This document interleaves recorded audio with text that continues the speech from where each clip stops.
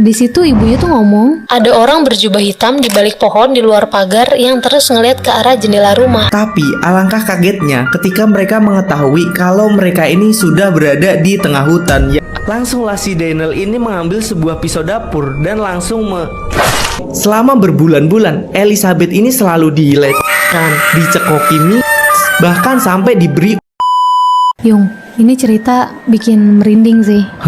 Cerita apaan tuh? Jadi gini, ada seorang anak lagi pergi sama teman-teman kelasnya bertiga. Mereka ini kayak lagi nongkrong di kafe gitu dari sore. Oke. Sampai di jam 8 malam, si anak ini ngecek handphone dan dia lihat banyak panggilan tak terjawab dari ibunya. Dia nggak sadar karena handphonenya dari tadi di silent. Si anak ini ngecek, di situ tuh ada panggilan tak terjawab sama ada voice note gitu. Dia izin lah ke teman-temannya buat ke depan kafe untuk dengerin isi dari voice note ibunya itu. Pas dia dengerin, di situ ibunya tuh ngomong, Ada orang berjubah hitam di balik pohon di luar pagar yang terus ngeliat ke arah jendela rumah. Terus VN kedua bilang, Orang itu sudah ada di dalam rumah, aku nggak tahu dia siapa dan mau apa. Tapi sekarang aku di kamar di dalam lemari. dan VN ketiga, ibunya ini bilang lagi, Sepertinya dia menemukanku. Kalau nanti aku tak ada, maafkan aku menyayangimu. setelah itu udah nggak ada lagi tuh panggilan tak terjawab atau VN dari ibunya lagi. Panik dong, karena kelihatan panik banget. Ada stranger gitu yang ada di depan kafe juga yang ngelihat dia, terus nanya, Apa yang terjadi? terus di situ dia ceritain lah. Setelah nyeritain itu, dia langsung mau buru-buru pulang ke rumah. Tapi stranger tadi tuh bilang, Jangan, kemungkinan orang yang ibumu maksud masih ada di dalam rumahmu. Oke. terus orang itu tuh nyuruh buat si anak ini telepon ibunya. Pas si anak ini nelpon, beneran ada suara ibunya bilang, "Nak, kamu di mana? Ini sudah larut, pulanglah." Di situ si anak bilang, Ibu nggak apa-apa? Ibu baik-baik aja? ibunya jawab lagi nih, "Ya, aku baik-baik aja. Aku nggak apa-apa kok." Tapi di situ dia dengar ada suara anjingnya, Lori, menggonggong terus-terusan. Terus ibunya nih bilang, "Anjing sialan, diamlah." Di situ anaknya agak bingung karena si ibunya itu sayang banget sama anjingnya. Jadi kayak nggak mungkin lah ibunya bisa kayak gitu ke anjingnya. Di situ stranger yang tadi tuh bilang ke si anak. Siapa nama anjingmu? Si anak ini bilang. Lori. Terus stranger ini tuh bilang buat nanya ke ibunya. Bilang gini. Ada apa dengan Sony? Dibilang lah sama si anak ke ibunya. Dan di situ ibunya ngomong, "Oh, nggak apa-apa, Sony nggak apa-apa. Mungkin dia lapar." Di situ anak dan stranger yang tadi tuh saling tatap-tatapan dan mereka langsung menghubungin polisi. Aduh, serem banget. Creepy banget ya. Lanjut video kedua. Wah, kejadian ini kayaknya ngebuktiin kalau portal dunia lain itu beneran ada deh. Hah? Kejadian apaan tuh? Oke, sini aku ceritain tentang bus pahala kencana yang nyasar di tengah hutan. Jadi, pada tanggal 22 Juni 2012, bus pahala kencana dengan 33 penumpang melewati jalur Pantura pada jam 3 pagi. Sampai di jalur Juwana Rembang, bus ini tuh bertemu dengan truk beton yang melaju sangat lambat. Saat itu, kondisi cuaca lagi sangat berkabut dan mengurangi jarak pandang sopir. Namun, bus ini tetap berencana menyalip truk beton itu karena lajunya yang sangat lambat. Pas posisi berjejeran ini, bus dan truk itu tiba-tiba bersenggolan, menyebabkan sopir bus dan sopir truk ini kaget dan berhenti di tengah jalan. Akhirnya para sopir ini tuh turun untuk mengecek kondisi kendaraan mereka. Tapi alangkah kagetnya ketika mereka mengetahui kalau mereka ini sudah berada di tengah hutan yang lebat gitu. Karena kondisinya yang gelap, mereka ini cuma bisa menunggu sampai pagi untuk mencari bantuan. Sampai sekitaran jam 7 pagi, para sopir ini mencari bantuan ke warga terdekat. Warga setempat pun juga kaget karena ternyata bus dan truk beton itu masuk ke kawasan hutan Jati Gadongan, Kabupaten Blora, yang artinya mereka berjarak 50 km dari tempat yang seharusnya. 5 jam kemudian mobil patroli akhirnya datang dengan melewati jalur yang sulit untuk dilalui mobil demi mengevakuasi para sopir dan penumpang. Banyak orang heran bagaimana bus dan truk sebesar itu berada di tengah hutan yang jalurnya aja sulit untuk dilewatin sebuah mobil. Bahkan saat proses evakuasi pun, warga setempat harus menebang beberapa pohon agar bus dan truk dapat dievakuasi. Ada yang bilang sih kalau wilayah itu sangatlah angker dan goib, dan ya dihuni banyak makhluk tak kasat mata. Namun sampai sekarang belum ada yang bisa menjelaskan tentang kejadian bus pahala kencana ini. Wah, apa beneran ya mereka masuk ke portal dunia lain? Jadi itu masuk ke portal dunia lain, tiba-tiba udah ada di tengah hutan. Nggak tahu, padahal cuma kesenggol aja kan ceritanya kayak gitu. Oke, kita next lagi video selanjutnya. Ini gila sih. Ada orang yang bohong kalau dia ini lagi hamil ke pacarnya. Dan dia ini rela nyuri bayi orang lain langsung dari perut sang ibunya dengan cara Ya ampun, tega banget dah. Gimana ceritanya? Jadi ini adalah cerita dari Dainel Lin. Dainel ini ngaku ke orang-orang termasuk pacarnya kalau dia ini lagi hamil. Sampai ngadain baby shower juga buat terlihat seperti sedang hamil. Dainel ini makan banyak banget sampai menggendut dan kelihatan membesar perutnya supaya ya terlihat kayak orang hamil. Namun pacar Dainel ini heran, udah 14 bulan anaknya yang dikandung Dainel ini kok gak lahir-lahir. Pas ditanya pacarnya, si Dainel ini ngeles terus kalau tanggal lahirnya itu mundur, kata dokter. Tiap ke dokter kandungan ini, pacar Dainel juga selalu meminta untuk ikut. Namun Dainel ini selalu nggak ngebolehin dan selalu datang sendirian.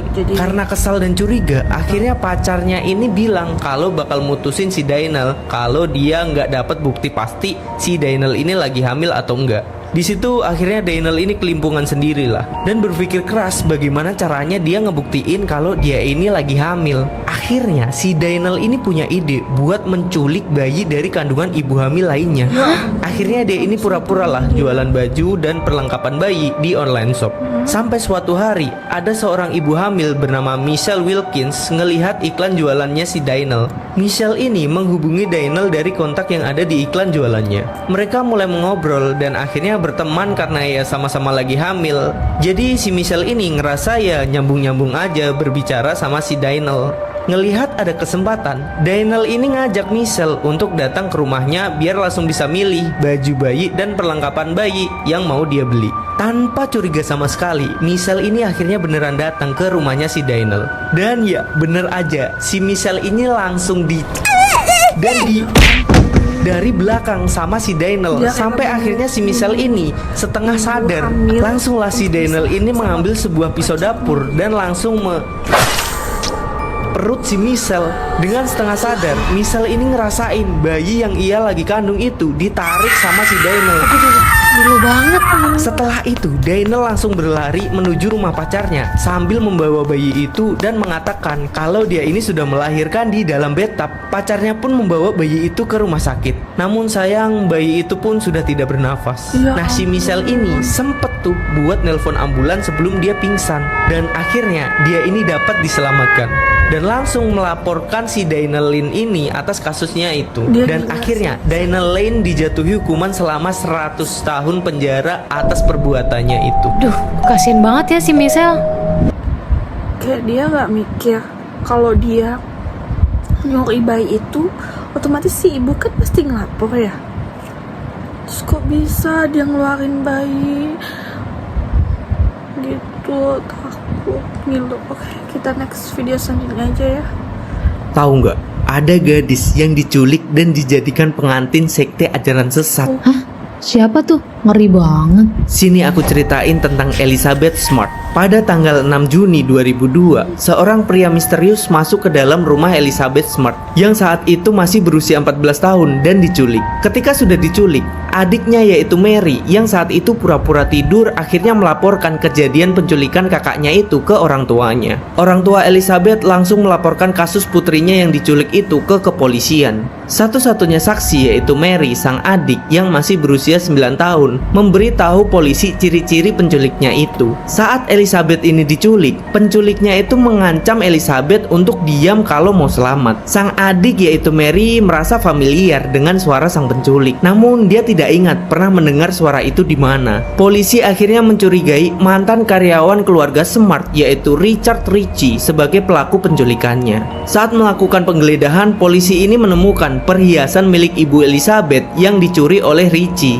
Polisi jadi yakin kalau Richard Ritchie ini adalah pelaku penculikan Elizabeth. Namun saat diinterogasi, Richard selalu membantah kalau dia bukanlah pelaku penculikan Elizabeth. Pada tanggal 2 Agustus 2002, Richard ini tiba-tiba meninggoy karena pendarahan pada otaknya. Ini membuat kasus penculikan Elizabeth menjadi buntu. Namun di sisi lain, menurut Mary, suara dari sang penculik itu sangat berbeda dari suara Richard Ritchie. Dan gak beberapa lama, Mary ini ingat kalau suara itu adalah adalah suara dari mantan karyawan orang tuanya yang lain yang bernama Emmanuel yang sempat bekerja sebagai tukang sapu di rumah mereka. Orang tua Mary pun mulai membuat sketsa wajah dari Emmanuel dan menyebarkannya. Gak selang beberapa lama, ada seorang wanita yang mengkonfirmasi kalau sketsa wajah itu adalah saudaranya yang bernama Brian David Mitchell yang memiliki istri bernama Wanda Barze. Diketahui mereka ini memiliki masalah dengan pemuka agama dan akhirnya diusir karena Brian ini mengaku sebagai utusan Tuhan. Brian ini sempat bekerja di rumah keluarga Smart karena direkrut oleh ibunya Elizabeth lantaran Brian ini luntang-lantung di pinggir jalan. Singkat cerita, pada bulan Maret 2003, ada sebuah telepon dari seorang pengunjung di Walmart mengaku melihat Elizabeth Smart yang sedang menggunakan wig abu-abu, kacamata hitam, dan kerudung bersama seorang pria dan wanita dewasa.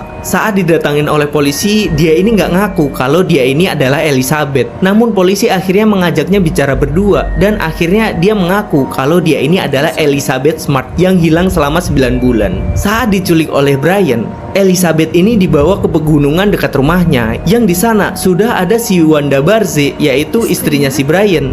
Di sana, Brian ini melakukan ritual pernikahan dengan si Elizabeth yang dibantu oleh istrinya yaitu Wanda Barze. Selama berbulan-bulan, Elizabeth ini selalu dilecehkan, dicekoki mie, bahkan sampai diberi obat-obatan. Akhirnya, Brian David Mitchell ini ditangkap dan dihukum seumur hidup atas kasus penculikannya itu. Dan istrinya yaitu Wanda Barze dihukum selama 15 tahun penjara. Dan akhirnya Elizabeth bisa diselamatkan dan kembali ke tempat orang tuanya. Duh, nggak kebayang nih jadi Elizabeth. Banget.